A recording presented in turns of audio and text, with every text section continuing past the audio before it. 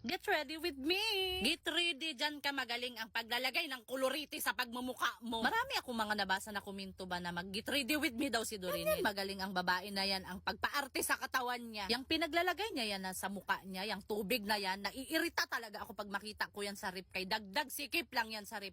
Hindi ko alam kung bakit kailangan ilagay sa rip. Ang tunir-tunir daw na yan. Palagi ko tong mapapansin sa kanya ba, magpahid-pahid siya ng mga puti na yan na tatapalan niya yung mga nangingitim sa mukha niya. Paano hindi yan magkaroon ng pangingitim yung mga bakas sa pimples niya?